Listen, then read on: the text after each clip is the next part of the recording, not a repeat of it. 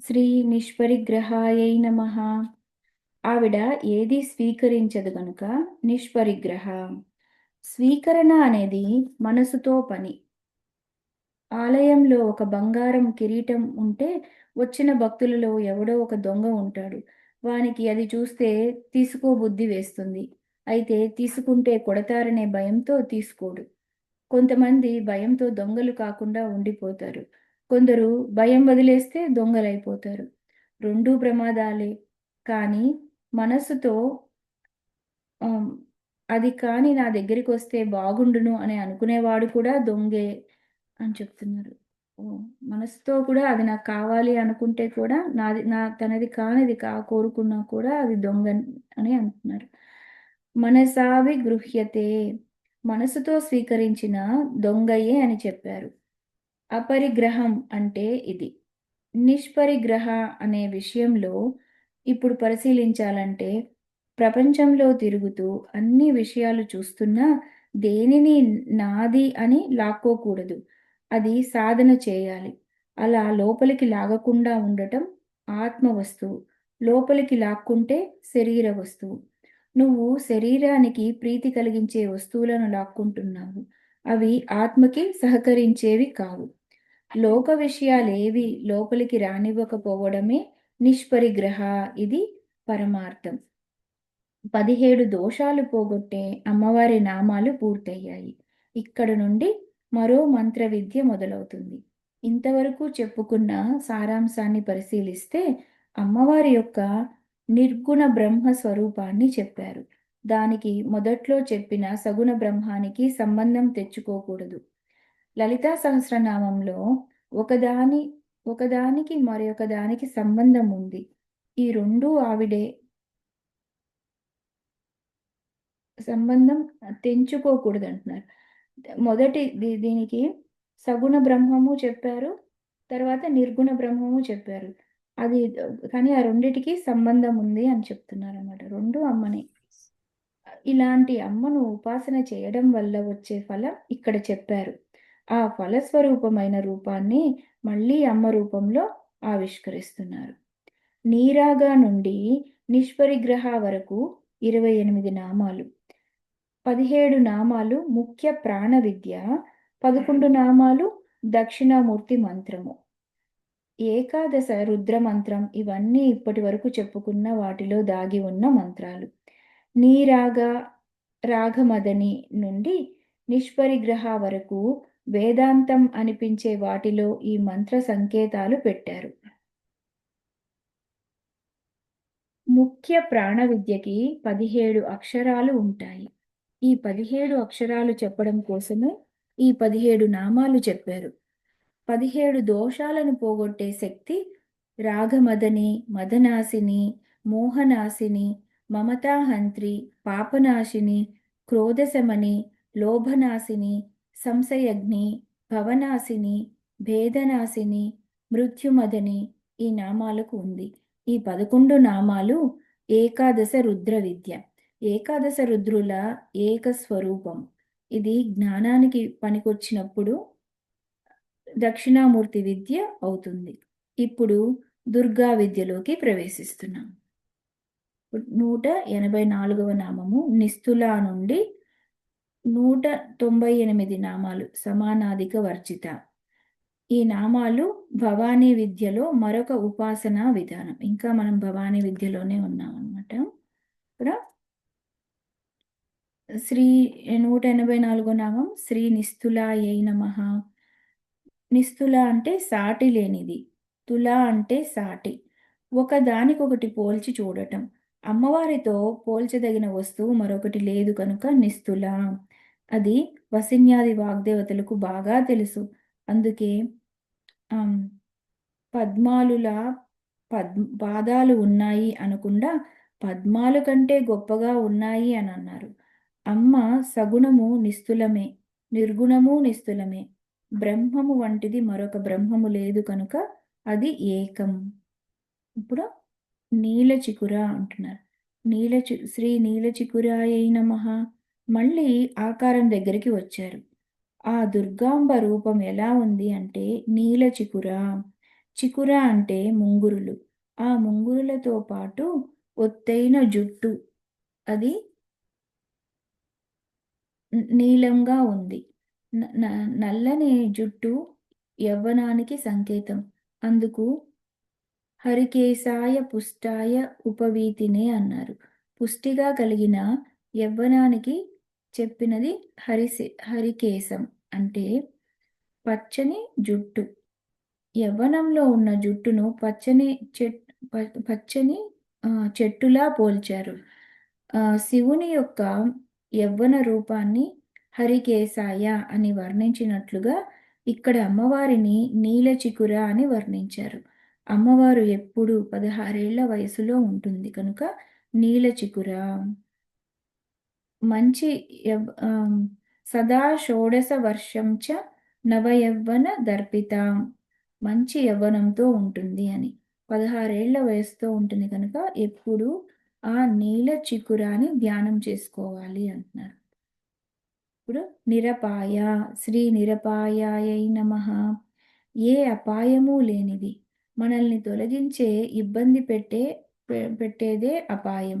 అపాయాలు ఉపాధులకు వస్తాయి కానీ చైతన్యానికి కాదు. విద్యాపాయం, ధనాపాయం, ఆరోగ్యాపాయం, ప్రాణాపాయం అనేవి. విద్యాపాయం గురించి చెప్తున్నారు. ఈవేళ మనకి విద్య ఉందని ఆనందించడానికి లేదు. అది తెలుసుకుంటే అహం పోతుంది. అంటే ఈ ఈవేళ మనకి విద్య ఉందని ఆనందించడానికి లేదు. అది తెలుసుకుంటే అహం పోతుంది. ఇవాళ గొప్పగా అర్థం చేసుకొని గుర్తుపెట్టుకోవచ్చు. ఒక స్థితిలో ఏమీ గుర్తుకు రావు. ఏమైపోతుందదంతా? గుర్తు చేసేది ఎవరు? గుర్తు తీసేది ఎవరు? మహాత్ములకి కూడా ఒక దశకి వచ్చేటప్పటికి ఏమీ గుర్తు లేకుండా ఉండిపోవచ్చు. మరి అదంతా వ్యర్థమేనా? వాసన రూపంలో ఆహ్, మిగులు మిగులుంటుందంటే ఏవి మనవి కావు. పూర్ణంగా లేకపోతే ఒక అపాయం. రేపో మాపో పోతుందనే మరొక అపాయం. ఇవి ప్రతిదానికి ఉంటాయి. ధనం ఉన్నా సరిగ్గా లేదనే బాధ. లేనప్పుడు ఒక అపాయం. ఉన్నప్పుడు ఒక అపాయం. ఆ అపాయాలు ఆవిడకి లేవు. ధనాపాయ, విద్యాపాయ, ఆరోగ్యాపాయ, ప్రాణాపాయములు ఆవిడకు లేవు. ఇక్కడ మరొక అర్థం ఏమిటంటే, ఈ అపాయాలు లలితాంబకు లేకపోవడమే కాక, ఆవిడని ఆశ్రయించిన వారికి కూడా అపాయాలు లేకుండా చేసేస్తుంది. నన్ను చూసి ఎవడు ఏది గొప్ప అనుకుంటున్నాడో అదంతా నువ్వే. నేను ఏమి కాదు. అది ఆశ్రయం. అలా ఎప్పుడైతే నీకు అనిపించినా ప్రతి గొప్పతనం ఆమెయే అని పట్టుకుంటున్నావో అదే ఆశ్రయం. నాది అంటేనే తరుగుదల. ఆవిడదంటే తరగని గని. నదిని ఆశ్రయించిన కుండకి ఎప్పుడూ నిండుతనమే. అమ్మవారిని ఆశ్రయించిన వారికి ఎప్పుడూ నిండుతనమే. వారికి ధనమూ పోదు, విద్య పోదు, అన్నీ ఆవిడే చూసుకుంటుంది. ఒకవేళ తీసిందా, నీకు అవసరం లేదని తీసేస్తుంది అంతే. కొన్ని లేకపోతే భక్తుడు నాకింకక్కర్లేదని తీసేసింది, ఇంతవరకు కావాలని ఉంచింది అని అనుకుంటాడు. అందుకే మాత అనే శబ్దానికి పుంలింగంలో కొలుచునది అని అర్థం. అన్నీ అమ్మనే అని ఆశ్రయిస్తే మనకెప్పుడు అన్నీ ఉంటాయన్నమాట. నిరత్యయ శ్రీ నిరత్యయాయై నమః. అత్యయ శబ్దానికి ఎన్నో అర్థాలున్నాయి. అవి అతిక్రమే దండే వినాశే దోషకృశ్చయోః. ఇవి నానా అర్థాలు. అతిక్రమే దాటుట, దండే శిక్షించుట, వినాశే నశించుట, దోషము కష్టము అని అర్థం వినాశేకి. కృశ్చః అంటే అతి కష్టం. ఇవన్నీ కలుపుకొని అత్యయము అని పేరు. అతిక్రమించుట, దండించబడుట, శిక్షింపబడుట, నాశనము, దోషము, కష్టము ఇవేవీ లేని తల్లి నిరత్యయ. ఆ తల్లి ఆధీనంలోనే అందరూ ఉంటారు. ఆవిడ కన్ను నుండి ఎవరూ దాటలేరు. ఆ చూపు అంత జాగ్రత్త ఉంటుంది. సృష్టిలో ఎన్ని తత్వములైనా అమ్మ క్రిందే.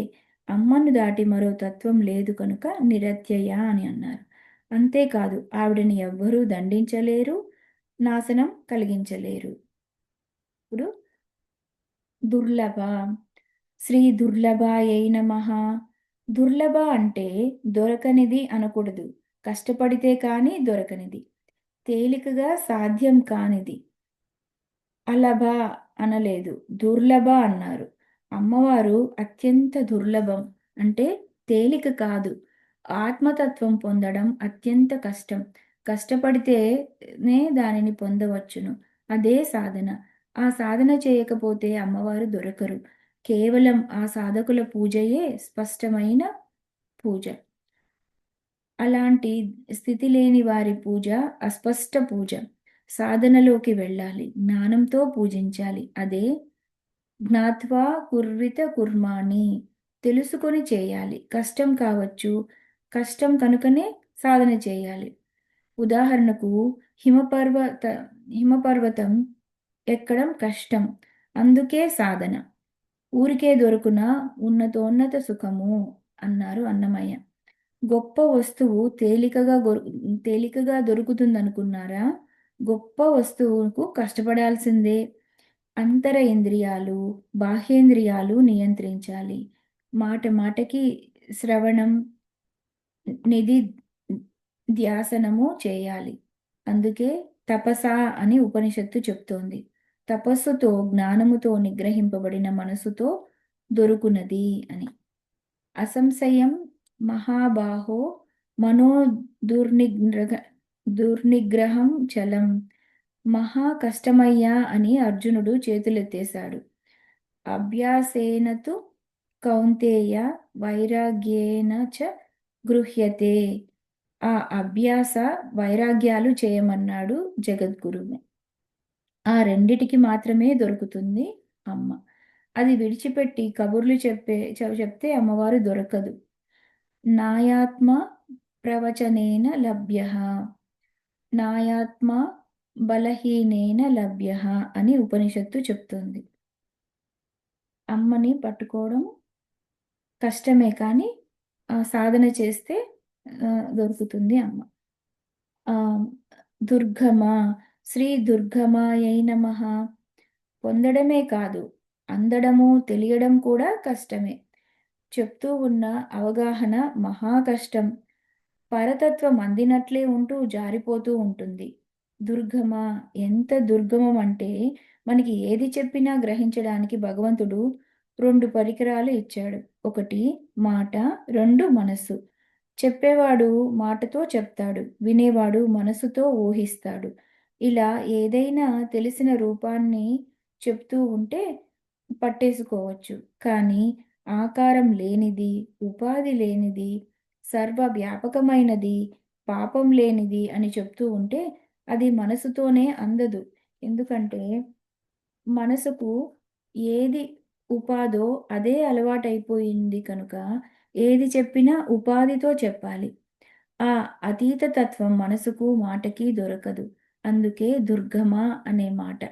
సరిగ్గా ఈ మాటకి ఉపనిషత్ వాక్యం యన్మనసా న మనుతే యతో వాచో నివర్తంతే అప్రాప్య మనసా సహా. అంటే మనసుకి మాటకి అందనిదే పరమాత్మ. దుర్లభ దుర్గమ. అంత తేలికగా దొరకదు, అంత తేలికగా అంతుపట్టదు అని. ఈ 2 నామాలకి అర్థాలను కలిపి ఒక నామం చెప్పబడుతోంది. దుర్లభ దుర్గమ అన్నది నిర్వచనం అయితే వాటికి ప్రధాన నామం దుర్గా. ఇక్కడ శ్రీ దుర్గాయై నమః. దుర్గా నామానికి అనేక అర్థాలున్నాయి.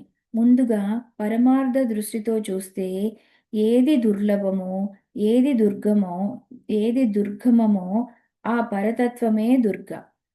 పరతత్వ స్వరూపము పరబ్రహ్మ స్వరూపము. అంతేకాక దుర్గతులను తొలగించునది అని.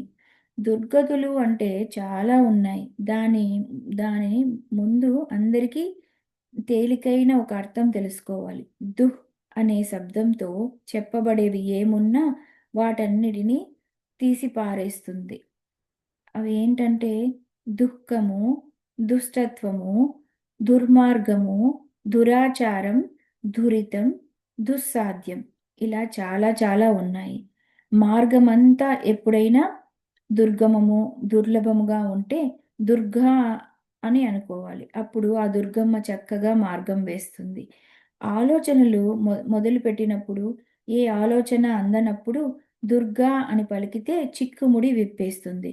దుహ్ అని చెప్పబడే వాటన్నిటినీ అనగా దుర్లభమైన, దుర్గమమైన, దుస్సాధ్యమైన వాటిని సులభం, సుగమం, సుసాధ్యం చేసి దుఃఖాన్ని, దుష్టత్వాన్ని, దురితాన్ని, దుర్మార్గాన్ని, దురాచారాన్ని తొలగించే తల్లి కనుక ఆవిడ దుర్గా. అందుకే సప్తసతిలో దుర్గే స్మృతా హరసి భీతిమశేష జంతోః స్వస్థై స్మృతా మతిమతీవ శుభాం దదాసి దారిద్ర్య దుఃఖ భయహారిణికా త్వధన్య సర్వోపకారకరణాయ సదార్థ చిత్త అన్నారు. దుర్గా నామానికి ఉన్న శక్తి ఎంతటిదో దేవి మహాత్మ్యంలో చెప్పారు. అరణ్యేరనే దారుణే శత్రుమధ్యే ఎలాంటి దుర్గమమైన అరణ్యంలో చిక్కుకుపోయినా చుట్టూ శత్రువులు ఆక్రమించి ఒక్కటైపోయినప్పుడు ఒక్కసారి దుర్గమ్మ అని శరణు వెడితే వెంటనే ఆ తల్లి వస్తుంది, మనలను రక్షిస్తుంది. దీనికి దేవి భాగవతంలో ఆ తల్లి ఒక భక్తునిని యుద్ధంలో రక్షించిన అద్భుతమైన కథ చెప్పారు. ఆ యుద్ధంలోనే కాదు, బ్రతుకే ఒక యుద్ధం. ఏ యుద్ధంలోనైనా చుట్టూ ప్రతికూల శక్తులు ఎదుర్కొనే ఆహ్, ప్రతికూల శక్తులను ఏ యుద్ధంలోనైనా చుట్టూ ప్రతికూల శక్తులను ఎదుర్కొనే శక్తి నీకు ఇస్తుంది అమ్మ. మనలో ఉన్న దుష్టత్వాన్ని, బయట ఉన్న దుష్టత్వాన్ని, దురాచారాన్ని తొలగించగలిగితే దుర్గా అనే నామం ఒక్కటి చాలదా మనకి? అందుకే సర్వస్వరూపే సర్వేశే సర్వశక్తిసమన్వితే భయేభ్యస్త్రాహినో దేవి దుర్గే దేవి నమోస్తుతే. ఇప్పుడు దుర్గా తత్వానికి నిరత్యయాకి ఉన్న సంబంధం గ్రహించగలం. ఆ తల్లిని ఎవ్వరూ దాటలేరు. దేని నుంచైనా ఆ తల్లి దాటించగలదు. అందుకే నమస్తే జగత్కారిణి త్రాహి దుర్గే అన్నారు. దుర్గా విద్య, దుర్గా మంత్ర విశేషాలన్నీ ఇక్కడ చూపిస్తున్నారు. దుర్లభ, దుర్గమ, దుర్గా ఈ అర్థాన్ని అలాగే గుర్తుపెట్టుకోవాలి. దైత్యే మహావిఘ్నే భవబంధే కుకర్మణి శోకే దుఃఖే చ నరకే యమదందే చ జన్మని మహాభయే చ రోగే. అంటే ఇవి దుర్గతులు, రాక్షసులు, విఘ్నములు, సంసార బంధము, కుకర్మ అంటే చెడ్డ పనుల వల్ల కలిగే ఫలితాలు, శోకము, దుఃఖము, నరకము, యమదండన, జన్మ పరంపర, భయములు, రోగములు ఈ 11 వీటన్నిటినీ తొలగించేది దుర్గా. దుర్గాం దేవీం శరణమహం ప్రపద్యే అని వేదంలో అమ్మవారిని ఈ పేర్లతో సూచించారు. మరొక అర్థం ఆశ్రయ శక్తి, ఆశ్రయించవలసిన శక్తి, ఆశ్రయమై ఉన్న శక్తి. అంతేకాక దుర్గా అంటే ఏమిటో మొదటి 2 నామాలైన దుర్లభ, దుర్గమాలలో చూపించారు. నిజానికి ఈ వాక్యంలో పరిశీలించినట్లయితే దుర్లభ, దుర్గమ, దుర్గా, దుఃఖహంత్రి, సుఖప్రద, దుష్టదూర, దురాచార శమని, దోషవర్జిత అన్నప్పుడు దుర్గా మంత్రంలో ప్రధానంగా చెప్పబడే ధుమ్ బీజం వరుసగా వస్తుంది. ఈ నామాలని మనం ఆవృత్తి చేసుకుంటే దుర్గా మంత్రం జపం చేసినట్లే అవుతుంది. వీటిలో దుర్గా అంటే ఏమిటో నిర్వచనం చూపించారు. ఆ దుర్గాదేవిని ఉపాసిస్తే ఏం జరుగుతుందో తరువాత 2 నామాలలో చెప్తున్నారు. దుర్గా అనే మధ్యనామం తీసుకొని అటు 2 ఇటు 2 మనం పరిశీలిస్తే మొదటి 2 నిర్వచనం, మిగిలిన 2 ఉపాసనా ఫలం. నిర్వచనం దుర్లభ, దుర్గమ అంటే ఆవిడ దుర్లభ, దుర్గమ.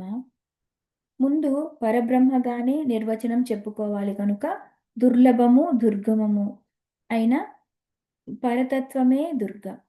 అటువంటి దుర్గాదేవి ఉపాసన వల్ల ఫలమేమిటంటే దుఃఖహంత్రి సుఖప్రద. ఇలా ఆవిష్కరిస్తూ ఇంకా దుర్గాతత్వాన్ని తరువాత నామాల్లో కూడా చెప్పబోతున్నారు. దుర్గా అనే నామానికి చెప్పుకున్న అర్థాలు మననం చేసుకుంటే ఏది ఉపనిషత్తుల్లో చెప్పబడుతూ యోగులకు అతి ప్రయాసతో తెలియబడేది ఉందో ఆ తత్వమే దుర్గా అని అర్థమవుతుంది.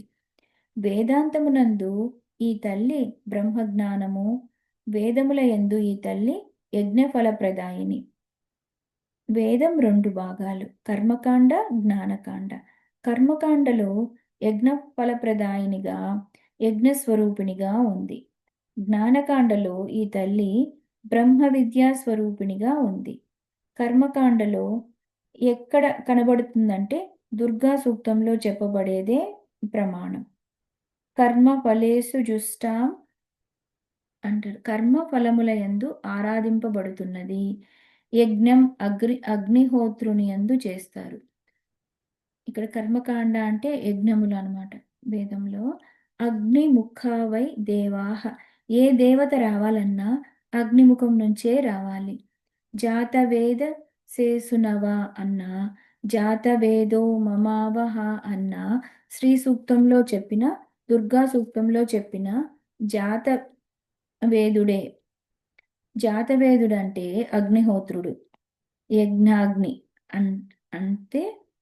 అంతేకాక వేదముల నుండి కలిగిన వాడని ఒక అర్థం కూడా ఉంది. నిజానికి వేదములు పరమేశ్వరుని నుండి కలిగాయి. పరమేశ్వరుడే జాతవేదుడు. వేదము వలన కలిగిన వాడు, లభ్యమైన వాడు కూడా ఇతనే. వేదముల వల్ల లభ్యమైన వాడు పరమేశ్వరుడు అన్నమాట. వేదములు పరమేశ్వరుని నుండి కలిగాయి.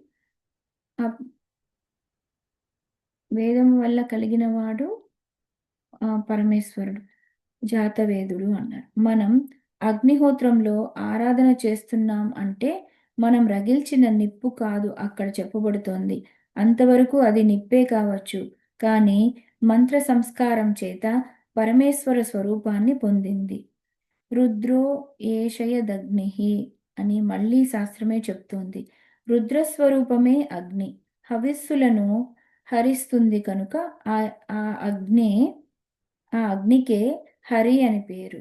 హరి అన్న, హరుడన్న అగ్నిహోత్రమే.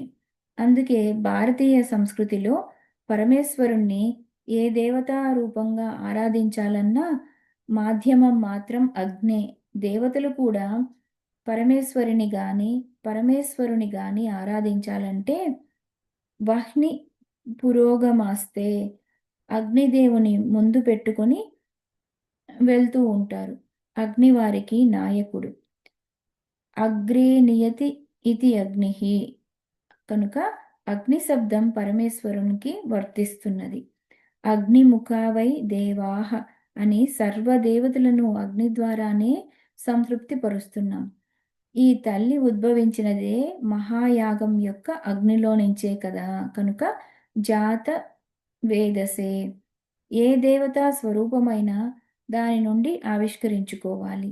ఆ అగ్నే స్త్రీ రూపమైన లక్ష్మిగా రమ్మని శ్రీ సూక్తంతో పిలుస్తారు. దుర్గా రూపంగా అనుగ్రహించాలని దుర్గా సూక్తంతో పిలుస్తారు.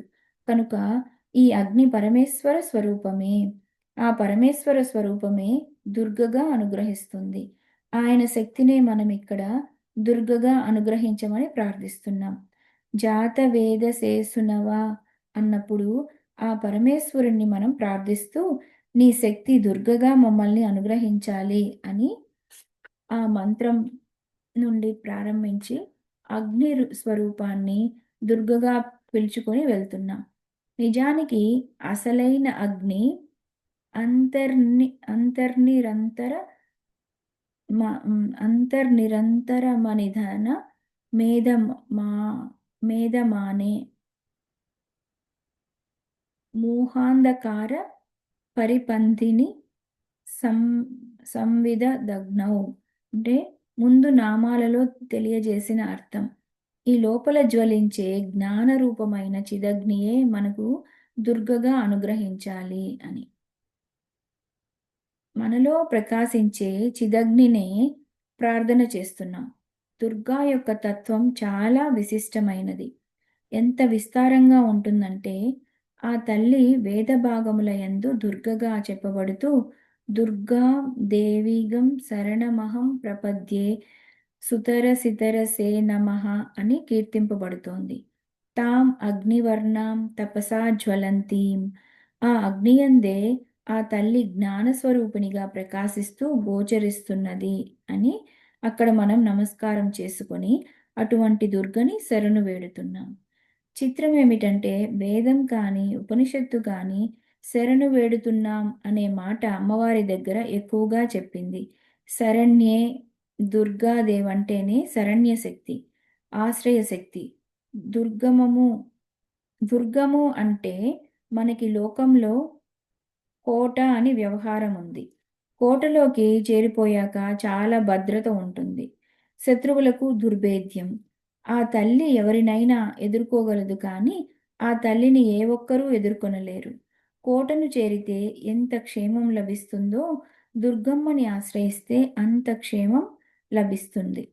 అందుకు దుర్గా అంటే పైన మనం చెప్పుకున్న చివర అర్థం ఆశ్రయశక్తి. బహూనాం జన్మనామంతే జ్ఞానవాన్ మాం ప్రపద్యతే. వసుదేవః సర్వమితి సా మహాత్మా సుదుర్లభః. ఈ ఆ సర్వవ్యాపకమైన బ్రహ్మతత్వాన్ని తెలుసుకోవడం అత్యంత కష్టం. సుదుర్లభః అని గీతలో చెప్పిన వాక్యమే ఇక్కడ దుర్లభ. అటువంటి దుర్లభమైన, దుర్గమమైన పరతత్వం దుర్గ. దుర్గం దుర్గముడు అనే రాక్షసుణ్ణి ఈవిడ సంహరించింది. ఆ సంహరించినప్పుడే అమ్మవారు శతాక్షి, శాకాంబరిగా వచ్చిందని దేవి భాగవతం వివరించింది. ఆ దుర్గముడు అనే రాక్షసుణ్ణి సంహరించడం చేతే దుర్గాదేవి అయ్యిందని దేవి భాగవతం, దేవి మహాత్మ్యం తెలియజేస్తున్నాయి. ఇక్కడ ఒక ఉపనిషత్తు మంత్రం చెప్పారండి. తదైవ చ వదిష్యామి దుర్గామాఖ్యం మహాసురం దుర్గాదేవీతి విఖ్యాతం తన్మే నామ భవిష్యతి. తాం దుర్గాం దుర్గమాం దేవీం దురాచార విఘాతినీం నమామి భవతీతోహం భవ నమామి భవభీతోహం సంసారార్ణవ తారిణీం అని మనకి ఉపనిషత్తుల్లో చెప్తున్న మంత్రం. తాం దుర్గాం దుర్గమాం దేవీం దురాచార విఘాతినీం. ఇది వేదంలో భాగం. ఆ భాగం యథాతథంగా ఇక్కడ తీసుకురాబడింది. లలితా సహస్రనామం చదువుతుంటే వేదాలు, ఉపనిషత్తులు అన్నీ కలిసిపోయి వస్తుంటాయి.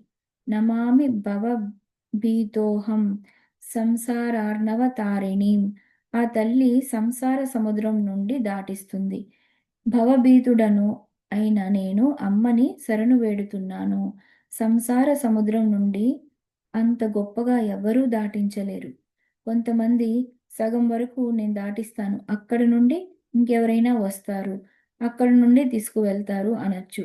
కానీ ఈవిడ దాటిస్తే సుతరసి తరసే నమః అంటే సంపూర్ణంగా దాటించేస్తుంది. నమః ప్రతరణాయ చ ఉత్తరణాయ చ. ఆ దాటించడం ఒక ఉత్తమ స్థితి నుండి మరొక ఉత్తమ స్థితికి తీసుకువెళ్ళటం. ప్రతరణ. ఉత్తరణం అంటే మరలా వెనక్కి రావలసిన అవసరం లేకుండా మోక్షాన్ని ఇవ్వటం. దుర్గమ్మ యొక్క అనుగ్రహం ఆ తారిణీ శక్తి ద్వారా మనం తెలుసుకుంటున్నాం. యస్యాహ పరతరం నాస్తి సైషా దుర్గా ప్రకీర్తిత. ఇది కూడా అమ్మవారి అథర్వ శీర్ష వాక్యంలో మనకు కనబడుతోంది. ఎవరికి మించిన పరతత్వం ఆ, ఎవరికి మించిన పరతత్వం మరొకటి లేదో ఆవిడ దుర్గ. ధీ బలాది భయే దుర్గే దురితా రిపు సంకటే దేవాః సక్రాదయో ఏన తేన దుర్గా ప్రకీర్తిత. బుద్ధిబలం దేహబలం ఆయుధ బలం, సైన్య బలం వంటి బలాలతో శత్రువులు దేవతలకు భయం కలిగించినప్పుడు ఆ భయాలను తొలగించి కాచినది దుర్గా అని వివరిస్తున్నారు. నిజానికి ఈ బాధలన్నిటి నుండి మనల్నే కాక దేవతలను కూడా బయటపడేయగలదు అమ్మ. ఆపదలను తొలగించే శక్తి దుర్గా శక్తి. ఇప్పుడు దుఃఖహంత్రి, శ్రీ దుఃఖహంత్ర్యై నమః. సుఖప్రద, శ్రీ సుఖప్రదాయై నమః. అమ్మవారి ఆరాధన మనకు ఇచ్చే ఫలితం దుఃఖహంత్రి, సుఖప్రద. దుఃఖము, సుఖం అంటే ఏమిటో తెలుసుకోవాలి. కం అనే శబ్దానికి అనేక అర్థాలు. ఇంద్రియాలు, ఆకాశం, అనుభవం. భరించలేని అనుభవం అయితే దుఃఖం. హాయి అయిన అనుభవం అయితే సుఖం. ఏ దుఃఖం తొలగితే మరి సుఖం రాదో, ఏ దుఃఖం తొలగితే గాని మరి సుఖం రాదో దానిని తొలగించే శక్తి. అత్యంతిక దుఃఖం అని ఒకటి ఉంది. ఈ అత్యంతిక దుఃఖ నాశనం చేయగలిగేది దుఃఖహంత్రి అన్నారు. అత్యంతిక దుఃఖం గురించి ఉపనిషత్తులు ప్రతిపాదిస్తున్నాయి. తదత్యంత విమోకోపవర్గః అపవర్గః తదత్యంత విమోకో అపవర్గః అని గౌతమ మహర్షి అపవర్గం, మోక్షం అంటే ఏమిటో చక్కగా చెప్తూ అత్యంతిక విమోకః అన్నాడు. విమోకః అంటే విడుదల. అత్యంత విమోకః అంటే ఏ విముక్తి దొరికితే మరి ఏ విముక్తి అక్కర్లేదో అదే మోక్షం. అత్యంత దుఃఖ నాశనం అంటే మోక్షం అని అర్థం. అది దొరికే వరకు ఏవో ఒక దుఃఖాలు ఉంటూనే ఉంటాయి. సంసారం ఒక పెద్ద దుఃఖం. దాంట్లో ఇవన్నీ చిన్న చిన్న దుఃఖాలు. మనకి గొంగట్లో తింటూ వెంట్రుకలు ఏరుకోవటం అనే సామెత ఉంది. అలాగే మనం ఉన్నదే దుఃఖ సంసారం. ఇక దుఃఖం, ఒక దుఃఖం తీసేస్తాం, మరొక దుఃఖం తీసేస్తాం. ఎన్నని తీస్తాం? అయితే మనకు దుఃఖోపశమనం కలిగినప్పుడు ఒక ఆనందం కలుగుతుంది. కానీ ఈ దుఃఖోపశమనం ఎలాంటిది అంటే 2 కొరడా దెబ్బల మధ్య ఉన్న విరామం లాంటిది. ఈ ఉపాధి తాదాత్మ్యం అనే అజ్ఞానం పోతే అసలైన మోక్షం అనేదే అసలైన దుఃఖ నాశనం. ఆ మోక్షమే అసలైన సుఖం. ఆ సుఖం కలిగిస్తోంది కనుక సుఖప్రద. దుఃఖహంత్రి, సుఖప్రద. ప్రాథమిక స్థాయిలో చెప్పినప్పుడు దుఃఖం తొలగిస్తుంది, సుఖం కలిగిస్తుంది అంటే చాలు. ఇప్పటికీ అదే అర్థం. అది కాదని కాదు, దానిపైన కూడా ఉన్నదని చెప్పడం. మోక్షరూపమైన భూమ అనబడే బ్రహ్మానంద సుఖమును ఇస్తున్నది. ఆత్మజ్ఞానం అనే సుఖమును ఇస్తున్నది. సుఖము 2 విధాలు. విషయ సుఖము, పరమ సుఖము. లోకాల్లో ఉన్న విషయాలతో మనం పొందే సుఖాలన్నీ విషయ సుఖాలు. లోకయాత్రకి ఇవన్నీ అవసరమే కనుక ఇవి ఇస్తున్నది ఆ తల్లి. పరమ సుఖమైన మోక్షాన్ని కూడా ఇస్తున్నది. అందుకే దుఃఖహంత్రి, సుఖప్రద అనేది అత్యంత అద్భుతమైనది. ఉపనిషత్ చెప్తుంది, దుఃఖే నాత్యంత శ్చరతి అని. దుఃఖం యొక్క సంపూర్ణ నాశనమే మోక్షం. అది కలిగించే తల్లి. నిజానికి పరతత్వం పొందినప్పుడే సుఖం. విషయాలు ఏవి పొందినా కలిగే సుఖాలు భ్రాంతి సుఖాలే. ఇవి అన్నీ బ్రహ్మానందాలే. బ్రహ్మానందం అనేది ఉత్కృష్టమైనది. దానిని గురించి చెప్తూ రసగ్ హే హేవాయ్ రసగ్ హేవాయం లబ్ధ్వా ఆనందీ భవతి అని. ఏ రసమును పొందితే ఆనందము అనుభవిస్తామో ఆ ఆనందము పరమార్థ, దానిని మించినది లేదు అని ఉపనిషత్ ప్రస్తావన. ఆ ఆనందీ భవతి అనే మాటే సుఖప్రద అనే మాటలో మనం తెలుసుకోవలసింది. అయితే ఇలాంటి పరతత్వం అందరికీ దొరుకుతుందా అని.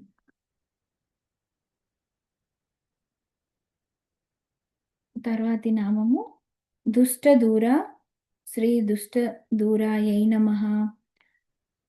తర్వాతది సమని శ్రీ దురాచార సమన్యై నమః. ఈ రెండిటిని కలిపి చెప్తున్నారు. దుష్టదూర దురాచార సమని దోషవర్జిత. ఈ విభాగం జాగ్రత్తగా చూసుకొని పలకాలి. ఒక్కసారి ఒక్కొక్కసారి ఒక్కొక్క పాదంలో 5 నామాలుంటాయి. మొదటి పాదంలో 5 నామాలున్నాయి.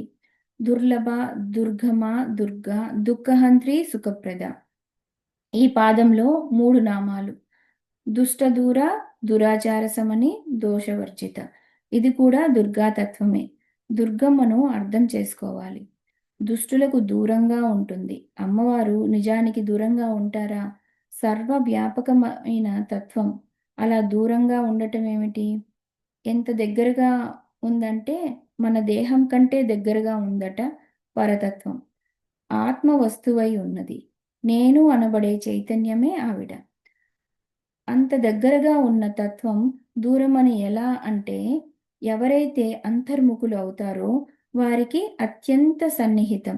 ఎవరైతే బహిర్ముఖులు అవుతారో వారికి మరీ దూరం.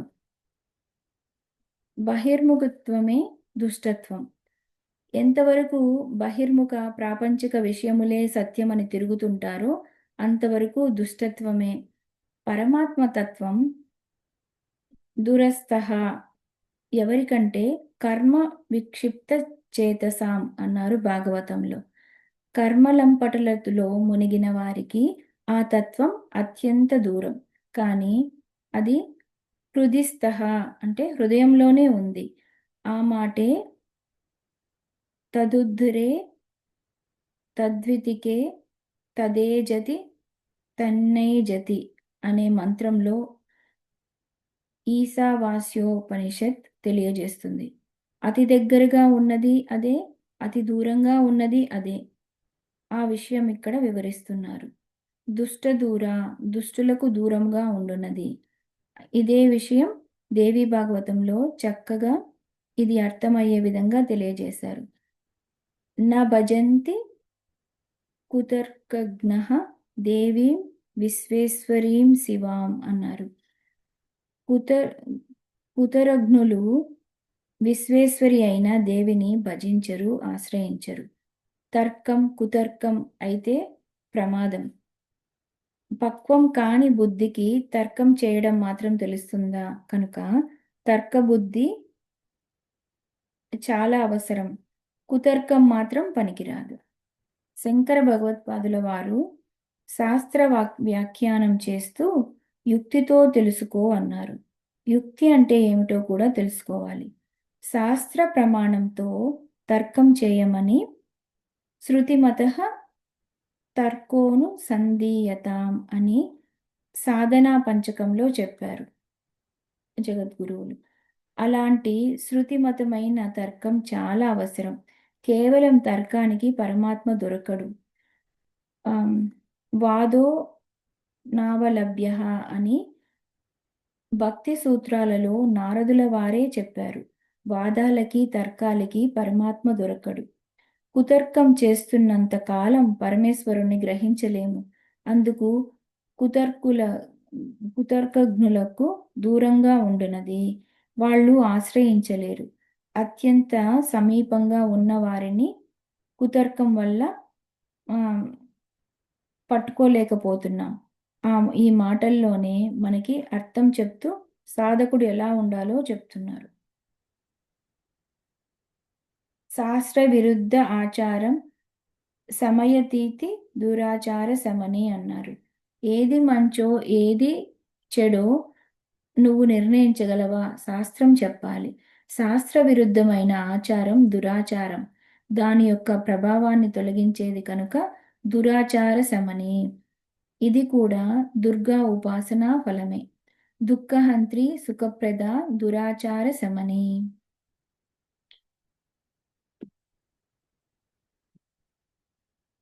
ఈ రోజుకి ఇక్కడ ఆపుతున్నానండి.